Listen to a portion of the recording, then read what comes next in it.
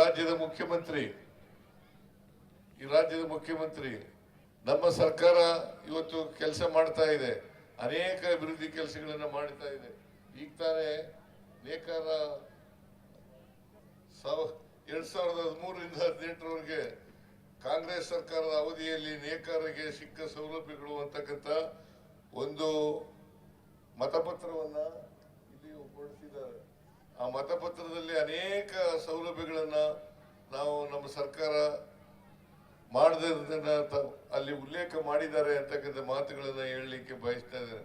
ಅಷ್ಟೇ ಅಲ್ಲ, ಈ ರಾಜ್ಯದ ಎಲ್ಲ ಜನರ ಬಡವರು, ವಿಶೇಷವಾಗಿ ಬಡವರು, ಮಹಿಳೆಯರು, ಹಿಂದುಳಿದವರು, ದಲಿತರು, ಅಲ್ಪಸಂಖ್ಯಾತರು, ರೈತರು, ಇವರೆಲ್ಲರೂ ಕಾರ್ಮಿಕರು, ಇವರೆಲ್ಲರಿಗೂ ಕೂಡ ನಮ್ಮ ಸರ್ಕಾರ ಕೆಲಸ ಮಾಡಿದೆ ಅಂತಕ್ಕಂಥ ಮಾತುಗಳನ್ನ ಈ ಸಂದರ್ಭದಲ್ಲಿ ಹೇಳಲಿಕ್ಕೆ ಬಯಸ್ತಾ ಇದ್ದೇನೆ.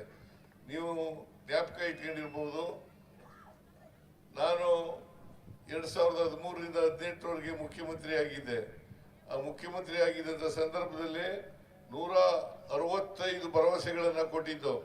ಆ 165 ಭರವಸೆಗಳಲ್ಲಿ 158 ಭರವಸೆಗಳನ್ನ ಈಡೇರಿಸಿದ್ದೀವಿ. ಅದೇ ಬಿಜೆಪಿ 2018ರಲ್ಲಿ 600 ಭರವಸೆಗಳನ್ನ ಕೊಟ್ಟಿದ್ರು. ಅವರು ಈಡೇರಿಸಿದ್ದು ಕೇವಲ 10% ಮಾತ್ರ. 600 ಭರವಸೆಗಳಲ್ಲಿ 60 ಭರವಸೆಗಳನ್ನು ಮಾತ್ರ ಈಡೇರಿಸಿದೀವಿ ಅಂತೇಳಿ ಇವತ್ತು ದಾಖಲಾತಿಯನ್ನ ನಾವು ನೋಡ್ಲಿಕ್ಕೆ ಸಾಧ್ಯ ಆಗ್ತದೆ. ಆದ್ರಿಂದ ಬಿಜೆಪಿಯವರು ಯಾವತ್ತೂ ಕೂಡ ನುಡಿದಂತೆ ನಡೀತಕ್ಕಂಥ ಪಕ್ಷ ಅಲ್ಲ. ಕಾಂಗ್ರೆಸ್ ಪಕ್ಷ ಮಾತ್ರ ಕೊಟ್ಟ ಮಾತುಗಳನ್ನ ಈಡೇರಿಸೋದು, ನುಡಿದಂತೆ ನಡೀತಕ್ಕಂಥ ಪಕ್ಷ ಅಂತಕ್ಕಂಥ ಮಾತುಗಳನ್ನ ಹೇಳಲಿಕ್ಕೆ ಬಯಸ್ತಾ ಇದ್ದೇನೆ. 2023ರ ವಿಧಾನಸಭಾ ಚುನಾವಣೆಯಲ್ಲಿ ನಾವು 592 ಭರವಸೆಗಳನ್ನು ಕೊಟ್ಟಿದ್ದು. ಇದರಲ್ಲಿ 250 ಭರವಸೆಗಳನ್ನು ಈಡೇರಿಸಿದ್ದೇವೆ. ಉಳಿದ ಭರವಸೆಗಳನ್ನು ಕೂಡ ಇನ್ನು 2 ವರ್ಷಗಳಲ್ಲಿ ಈಡೇರಿಸ್ತೇವೆ ಅಂತಕ್ಕಂಥ ಮಾತುಗಳನ್ನ ಈ ಸಂದರ್ಭದಲ್ಲಿ ತಮಗೆಲ್ಲ ತಿಳಿಸಲಿಕ್ಕೆ ಬಯಸ್ತಾ ಇದ್ದೇನೆ. ಜೊತೆಗೆ 5 ಗ್ಯಾರಂಟಿ ಯೋಜನೆಗಳನ್ನ ನಾವು ಜನರ ಮುಂದೆ ಇಟ್ಟಿದ್ದು. ಆ 5 ಭರವಸೆಗಳನ್ನ ಸರ್ಕಾರ ಬಂದ ತಕ್ಷಣವೇ ಜಾರಿ ಮಾಡ್ತೇವೆ ಅಂತೇಳಿ ಈ ರಾಜ್ಯದ ಜನರಿಗೆ ಭರವಸೆಯನ್ನ ಕೊಟ್ಟಿದ್ದು. ಆದರೆ ನಾವು ಒಂದೇ ವರ್ಷದಲ್ಲಿ ಅಧಿಕಾರಕ್ಕೆ ಬಂದ ಒಂದೇ ವರ್ಷದಲ್ಲಿ ಎಲ್ಲ ಭರವಸೆಗಳನ್ನು ಕೂಡ ಈಡೇರಿಸಿದೀವಿ ಅಂತಕ್ಕಂಥದ್ದು ನಿಮ್ಮ ಗಮನಕ್ಕೆ ಬಂದಿದೆ ಅಂತಕ್ಕಂಥದ್ದು ನನ್ನ ಭಾವನೆ. ಶಕ್ತಿ ಯೋಜನೆ, ಗೃಹಲಕ್ಷ್ಮಿ ಯೋಜನೆ, ಗೃಹ ಜ್ಯೋತಿ ಯೋಜನೆ, ಅನ್ನಭಾಗ್ಯ, ಯುವ ನಿಧಿ, ಈ ಕಾರ್ಯಕ್ರಮಗಳೆಲ್ಲ ಇವತ್ತು ಜಾರಿ ಮಾಡಿ ಎಲ್ಲರೂ ಕೂಡ ಅದರ ಲಾಭವನ್ನು ಪಡೀತಾ ಇದ್ದಾರೆ. ವಿಶೇಷವಾಗಿ ಬಡವರು, ಮಹಿಳೆಯರು, ಹಿಂದುಳಿದವರು, ದಲಿತರು, ಅಲ್ಪಸಂಖ್ಯಾತರು, ಕಾರ್ಮಿಕರು ಅಂತಕ್ಕಂಥ ಮಾತುಗಳನ್ನ ಈ ಸಂದರ್ಭದಲ್ಲಿ ಹೇಳಕ್ಕೆ ಇವತ್ತು ಈ ಕಾರ್ಯಕ್ರಮಗಳಿಗೆ ಪ್ರತಿ ವರ್ಷ 52,000 ಕೋಟಿ ರೂಪಾಯಿಗಳನ್ನ ಖರ್ಚು ಮಾಡ್ತಾ ಇದ್ದೀವಿ. 52,000 ಕೋಟಿ ರೂಪಾಯಿಗಳನ್ನ ಪ್ರತಿ ವರ್ಷ ಖರ್ಚು ಮಾಡ್ತಾ ಇದ್ದೀವಿ.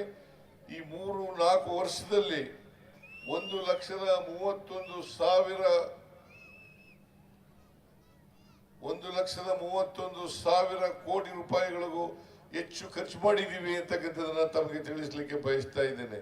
ಬಿಜೆಪಿಯವರು ಹೇಳ್ತಾ ಇದ್ರು, ನಮಗೆ ಈ ಗ್ಯಾರಂಟಿ ಯೋಜನೆಗಳನ್ನ ಜಾರಿ ಮಾಡಲಿಕ್ಕೆ ಸಾಧ್ಯ ಇಲ್ಲ, ಮಾಡಿದ್ರೆ ಖಜಾನೆ ಖಾಲಿ ಆಗ್ಬಿಡ್ತದೆ, ಆರ್ಥಿಕವಾಗಿ ರಾಜ್ಯ ದಿವಾಳಿ ಆಗ್ತದೆ ಅಂತಕ್ಕಂಥ ಮಾತುಗಳನ್ನ ಹೇಳ್ತಾ ಇದ್ರು. ಅದನ್ನು ಇನ್ನು ಮುಂದೆ ಒಂದು ಹೆಜ್ಜೆ ಹೋಗಿ ಅವರು ಏನು ಅಪಪ್ರಚಾರ ಮಾಡ್ತಾ ಇದ್ರು ಅಂತಂದ್ರೆ, ಈ ಯೋಜನೆಗಳನ್ನ ಜಾರಿ ಮಾಡಿದ್ರೆ ಅಭಿವೃದ್ಧಿ ಕೆಲಸಗಳಿಗೆ ದುಡ್ಡಿರಲ್ಲ ಅಂತಕ್ಕಂಥ ಮಾತುಗಳನ್ನ ಹೇಳ್ತಾ ಇದ್ರು. ನಾವು ಅಭಿವೃದ್ಧಿ ಕೆಲಸಗಳನ್ನು ಮಾಡಿದ್ದೀವಿ, ಗ್ಯಾರಂಟಿ ಯೋಜನೆಗಳನ್ನು ಕೂಡ ಮಾಡಿದ್ದೀವಿ. ಇದ್ರ ಜೊತೆಗೆ 84,750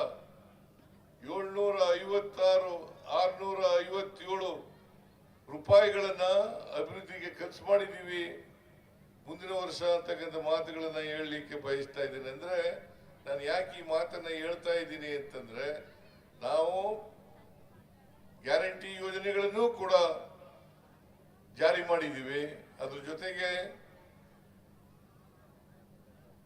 ಅಭಿವೃದ್ಧಿ ಕೆಲಸಗಳನ್ನು ಕೂಡ ಮಾಡಿದ್ದೇವೆ ಅಂತಕ್ಕಂಥ ಮಾತುಗಳನ್ನ ಹೇಳಲಿಕ್ಕೆ ಬಯಸ್ತಾ ಇದ್ದೇನೆ. 2013ರಿಂದ 19ರಿಂದ 23ರವರೆಗೆ ಬಿಜೆಪಿಯವರು ಅಧಿಕಾರದಲ್ಲಿ ಇದ್ರು. ನೀವು ಅವ್ರೇನ್ ಮಾಡಿದ್ರು ಅಂತಕ್ಕಂಥದನ್ನ ಒಮ್ಮೆ ನೋಡ್ಬೇಕು ಅಂತಕ್ಕಂಥ ಮಾತುಗಳನ್ನ ತಮಗೆ ತಿಳಿಸ್ಲಿಕ್ಕೆ ಬಯಸ್ತಾ ಇದ್ದೇನೆ. ಅವರು 4 ವರ್ಷಗಳ ಕಾಲ ಅಧಿಕಾರದಲ್ಲಿ ಇದ್ದು ಏನೂ ಮಾಡಲಿಲ್ಲ. ಅದ್ರ ಜೊತೆಗೆ ಲೂಟಿ ಹೊಡಿತಕ್ಕಂಥ ಕೆಲಸವನ್ನ ಮಾಡಿದ್ರು. ಕರ್ನಾಟಕದಲ್ಲಿ ಲೂಟಿ ಹೊಡಿತಕ್ಕಂಥ ಕೆಲಸವನ್ನ ಮಾಡಿದ್ರು. ಸುಮಾರು ಕೋಟಿ ರೂಪಾಯಿಗಳಿಗೆ ಅನುದಾನ ಇಲ್ಲದೇನೆ ಟೆಂಡರ್ ಕರೆದು ಕೆಲಸಗಳನ್ನು ಮಾಡಿ ಬಾಕಿ ಬಿಲ್ಗಳನ್ನು ಬಿಟ್ಟೋದ್ರು. ನಮಗೆ ಸುಮಾರು 29,000 ಕೋಟಿ ರೂಪಾಯಿಗಳ ಬಾಕಿ ಬಿಲ್ಗಳನ್ನು ಮಾಡಿದ್ರು.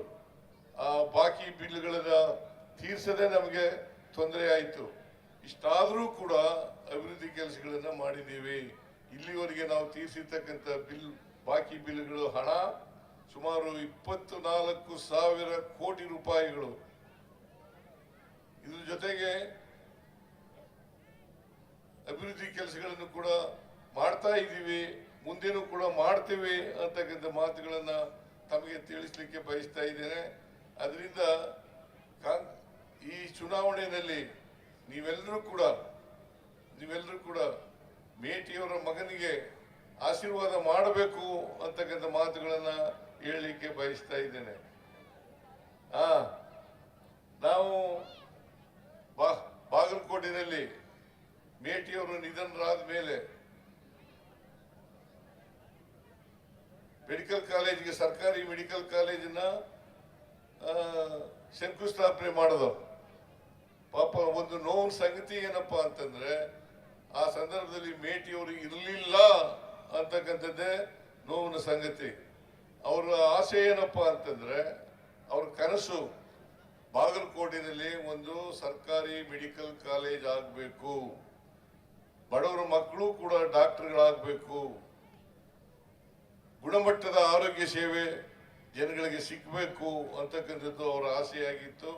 ಅವರ ಆಸೆಯನ್ನು ನೆರವೇರಿಸ್ತಕ್ಕಂಥ ಕೆಲಸವನ್ನ ನಮ್ಮ ಸರ್ಕಾರ ಮಾಡಿದೆ ಅಂತಕ್ಕಂಥ ಮಾತುಗಳನ್ನ ಹೇಳಲಿಕ್ಕೆ ಬಯಸ್ತಾ ಇದ್ದೇನೆ. ಅದ್ರ ಜೊತೆಗೆ ಅಪ್ಪರ್ ಕೃಷ್ಣ ಆಲ್ಮಟ್ಟಿ ಜಲಾಶಯ, ಈ ಆಲ್ಮಟ್ಟಿ ಜಲಾಶಯವನ್ನ 519 ಮೀಟರಿಂದ 524 ಮೀಟರ್ವರೆಗೆ ಎತ್ತರಿಸ್ತಕ್ಕಂಥದ್ದನ್ನ ಸುಪ್ರೀಂ ಕೋರ್ಟ್ನವರು, ಟ್ರಿಬ್ಯುನಲ್ನವರು ತೀರ್ಮಾನ ಮಾಡಿದ್ದಾರೆ. ಆದರೆ ಆ ಟ್ರಿಬ್ಯುನಲ್ ಏನ್ ತೀರ್ಮಾನ ಮಾಡಿತು, ಸುಪ್ರೀಂ ಕೋರ್ಟ್ನವರು ತೀರ್ಮಾನ ಮಾಡಿ ಸುಮಾರು 13 ವರ್ಷಗಳಾಯಿತು. ಈ 13 ವರ್ಷಗಳಲ್ಲಿ ಕೇಂದ್ರ ಸರ್ಕಾರ ಗೆಜೆಟ್ ನೋಟಿಫಿಕೇಶನ್ ಮಾಡಿಲ್ಲ. ಈ ಗೆಜೆಟ್ ನೋಟಿಫಿಕೇಶನ್ ಮಾಡದೇನೆ ನಾವು ಡ್ಯಾಮ್ನ ಎತ್ತರವನ್ನ ಮಾಡಲಿಕ್ಕೆ ಸಾಧ್ಯ ಆಗಲ್ಲ. ನಾವು ಅನೇಕ ಸಾರಿ ಒತ್ತಾಯ ಮಾಡಿದ್ದೀವಿ, ಕೇಂದ್ರ ಸರ್ಕಾರಕ್ಕೆ ಮನವಿ ಮಾಡಿದ್ದೀವಿ, ಸ್ವತಃ ಭೇಟಿ ಮಾಡಿ ಹೇಳಿದ್ದೇವೆ, ರಿಕ್ವೆಸ್ಟ್ ಮಾಡಿದ್ದೀವಿ. ಆದರೂ ಕೂಡ ಅವರು ಇವತ್ತಿನವರೆಗೆ ಗ್ಯಾರಂಟಿ ಗೆಜೆಟ್ ನೋಟಿಫಿಕೇಶನ್ ಅನ್ನ ಮಾಡಿಲ್ಲ ಅಂತಕ್ಕಂಥ ಮಾತುಗಳನ್ನ ತಾವೆಲ್ಲ ತಿಳ್ಕೊಂಡಿದ್ದೀರಿ ಅಂತಕ್ಕಂಥ ನನ್ನ ಭಾವನೆ. ಅದರಿಂದ ಗೆಜೆಟ್ ನೋಟಿಫಿಕೇಶನ್ ಮಾಡಲಿಲ್ಲ. ಯಾರು ಜಮೀನು ಕಳ್ಕೊಂಡಿದ್ದಾರೆ, ಜಮೀನು ಮುಳುಗಡೆ ಆಗಿದೆ, ಆ ಮುಳುಗಡೆ ಜಮೀನ್ದಾರರಿಗೆ ಪರಿಹಾರವನ್ನು ಕೂಡ ಕೊಡ್ತಕ್ಕಂಥ ಕೆಲಸವನ್ನು ಮಾಡಲಿಲ್ಲ.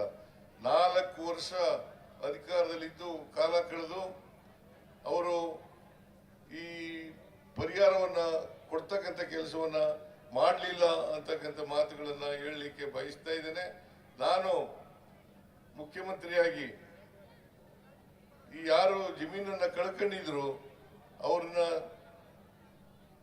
ಕರೆದು, ಜನಪ್ರತಿನಿಧಿಗಳನ್ನ ಕರೆದು, ಜೊತೆಗೆ ರೈತ ಪ್ರತಿನಿಧಿಗಳನ್ನ ಕರೆದು ತೀರ್ಮಾನ ಮಾಡಿ ಒಂದು ತೀರ್ಮಾನವನ್ನು ಮಾಡಿದ್ರು.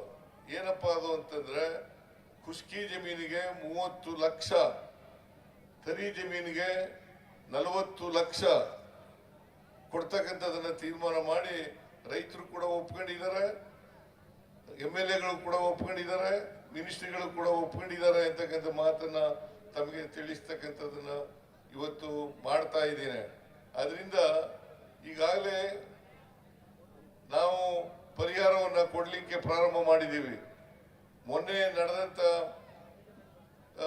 ಸರ್ಕಾರಿ ಮೆಡಿಕಲ್ ಕಾಲೇಜು ಶಂಕುಸ್ಥಾಪನೆ ಕಾರ್ಯಕ್ರಮದಲ್ಲಿ ನಾವು ಈ ವರ್ಷ ಅಂದ್ರೆ 2025-26ರಿಂದಲೇ ಚೆಕ್ಗಳನ್ನು ಕೊಡೋದ್ರ ಮೂಲಕ ಪರಿಹಾರವನ್ನ ಕೊಡ್ತಾ ಇದ್ದೀವಿ. ಮುಂದೆನೂ ಕೂಡ ಕೊಡ್ತೀವಿ. ಬಿಜೆಪಿಯವರು ಹೇಳ್ತಾರೆ ಚೆಕ್ ಪರಿಹಾರ ಕೊಡ್ಲಿಕ್ಕೆ ದುಡ್ಡಿಟ್ಟಿಲ್ಲ ಈ ಬಜೆಟ್ ನಲ್ಲಿ ಅಂತ ಮಾತುಗಳನ್ನ ಹೇಳ್ತಾರೆ. ನಾನು ಹೇಳ್ತಾ ಇದ್ದೀನಿ, ಯಾರ್ಯಾರು ಪರಿಹಾರ ಕೇಳಿ ಬರ್ತಾರೆ, ಯಾಕಂತಾರೆ ಕನ್ಸೆಂಟ್ ಅವಾರ್ಡ್ ಇದು, ಈ ಕನ್ಸೆಂಟ್ ಅವಾರ್ಡ್ ಅನ್ನ ಯಾರು ಬರ್ತಾರೆ ಮುಂದೆ ಅವ್ರಿಗೆ ಪರಿಹಾರವನ್ನ ಕೊಡ್ತಕ್ಕಂಥದ್ದು ಅಷ್ಟೇ ಅಲ್ಲ, ಮುಂದಿನ ಸಪ್ಲಿಮೆಂಟರಿ ಎಸ್ಟಿಮೇಟ್ಸ್ ನಲ್ಲಿ ಇದಕ್ಕೂ ಇನ್ನು ಅದಕ್ಕೆ ಅಗತ್ಯ ಇರ್ತಕ್ಕಂಥ ಎಲ್ಲ ಹಣವನ್ನು ಕೂಡ ಇಡ್ತೇನೆ ಅಂತಕ್ಕಂಥ ಮಾತುಗಳನ್ನ ಈ ಸಂದರ್ಭದಲ್ಲಿ ಹೇಳಲಿಕ್ಕೆ ಬಯಸ್ತಾ ಇದ್ದೇನೆ. ಅದರಿಂದ ಈ ಕಾಂಗ್ರೆಸ್ ಸರ್ಕಾರ ನುಡಿದಂತೆ ನಡೀತದೆ. ಏನು ಭರವಸೆಗಳನ್ನು ಕೊಡ್ತೀವಿ ಆ ಭರವಸೆಗಳನ್ನು ಈಡೇರಿಸ್ತಕ್ಕಂಥ ಪ್ರಯತ್ನವನ್ನ ಮಾಡ್ತೇವೆ ಅಂತಕ್ಕಂಥ ಮಾತುಗಳನ್ನ ಹೇಳಲಿಕ್ಕೆ ಬಯಸ್ತಾ ಇದ್ದೀನಿ. ಅದರಿಂದ ತಾವೆಲ್ಲರೂ ಕೂಡ ಯೋಚನೆ ಮಾಡಬೇಕು. ಕಾಂಗ್ರೆಸ್ ಪಕ್ಷ ಮಾತ್ರ ಜನರ ಕಷ್ಟ ಸುಖಗಳಿಗೆ ಸ್ಪಂದಿಸ್ತಕ್ಕಂಥ ಪಕ್ಷ. ಬಿಜೆಪಿ ಯಾವತ್ತೂ ಕೂಡ ಜನರ ಕಷ್ಟ ಸುಖಗಳಿಗೆ ಸ್ಪಂದಿಸ್ತಕ್ಕಂಥ ಪಕ್ಷ ಅಲ್ಲ. ಬಿಜೆಪಿಯವರು ಈ ಬಡವರಿಗೆ ಕೊಡ್ತಕ್ಕಂಥ ಅನೇಕ ಕಾರ್ಯಕ್ರಮಗಳಿದ್ದಾವಲ್ಲ, ಈ ಕಾರ್ಯಕ್ರಮಗಳಿಗೆ ವಿರೋಧ ಮಾಡ್ತಕ್ಕಂಥದ್ದು ನಾವು ಕಾಣ್ತಾ ಇದ್ದೀವಿ. ಅದರಿಂದ ಇವತ್ತು ಪಂಪ್ ಸೆಟ್ಗಳಿಗೆ ಸುಮಾರು 25,000 ಕೋಟಿ ರೂಪಾಯಿಗಳನ್ನ ರೈತರ ಪಂಪ್ ಸೆಟ್ಗಳಿಗೆ ನಾವು ಕೊಡ್ತಾ ಇದ್ದೀವಿ. 25,000 ಕೋಟಿ ರೂಪಾಯಿಗಳನ್ನ ಪಂಪ್ ಸೆಟ್ಗಳಿಗೆ ಕೊಡ್ತಾ ಇದ್ದೀವಿ. ಅದರಿಂದ ಹೀಗಾಗಿ ಕಾಂಗ್ರೆಸ್ ಪಕ್ಷ ಜನರ ಪರವಾಗಿದೆ, ಬಡವರ ಪರವಾಗಿದೆ, ದಲಿತರ ಪರವಾಗಿದೆ, ಹಿಂದುಳಿದವರ ಪರವಾಗಿದೆ, ರೈತರ ಪರವಾಗಿದೆ. ತಮಗೆಲ್ಲ ಗೊತ್ತಿದೆ, ಕಬ್ಬು ಬೆಲೆ, ಕಬ್ಬನ್ನ ರೈತರು ಕಬ್ಬನ್ನ ಬೆಳೆದು FRP ಸರಿಯಾದ ರೀತಿಯಲ್ಲಿ ಕೇಂದ್ರ ಸರ್ಕಾರ ನಿಗದಿ ಮಾಡದೇ ಇದ್ದಾಗ ರೈತರು ಪ್ರತಿಭಟನೆಯನ್ನ ಮಾಡ್ತಾ ಇದ್ರು. ನಾನು ರೈತ ಪ್ರತಿನಿಧಿಗಳನ್ನ, ಸಕ್ಕರೆ ಕಾರ್ಖಾನೆಗಳ ಮಾಲೀಕರನ್ನ ಕರೆದು ತೀರ್ಮಾನ ಮಾಡಿ 1 ಟನ್ ಕಬ್ಬಿಗೆ 300 ರೂಪಾಯಿ ಹೆಚ್ಚಾಗಿ ಕೊಡ್ತಕ್ಕಂಥ ತೀರ್ಮಾನವನ್ನ ಮಾಡಿದೆ. ಅದು ಬಿಜೆಪಿಯವರು ಅದನ್ನ ಯಾವತ್ತೂ ಕೂಡ ಮಾಡಿರ್ಲಿಲ್ಲ. ಹಿಂದೆ ನಾನು 2013ರಿಂದ 2018ರವರೆಗೆ ಮುಖ್ಯಮಂತ್ರಿ ಆಗಿರುವಾಗ ಆಗಲೂ ಕೂಡ ಕಬ್ಬಿನ ಬೆಲೆ ಬಿದ್ದೋಗಿತ್ತು. ಅವತ್ತು ಸುಮಾರು 2,000 ಕೋಟಿ ರೂಪಾಯಿಗಳನ್ನ ನಮ್ಮ ಸರ್ಕಾರ ಕೊಡ್ತು ರೈತರಿಗೆ ಅಂತಕ್ಕಂಥ ಮಾತುಗಳನ್ನ ಹೇಳಲಿಕ್ಕೆ ಬಯಸ್ತಾ ಇದ್ದೇನೆ. ಅದರಿಂದ ನಾವು ರೈತರ ಪರವಾಗಿ, ದಲಿತರ ಪರವಾಗಿ, ಹಿಂದುಳಿದವರ ಪರವಾಗಿ, ಅಲ್ಪಸಂಖ್ಯಾತರ ಪರವಾಗಿ ಕೆಲಸ ಮಾಡ್ತಾ ಇದ್ದೇವೆ.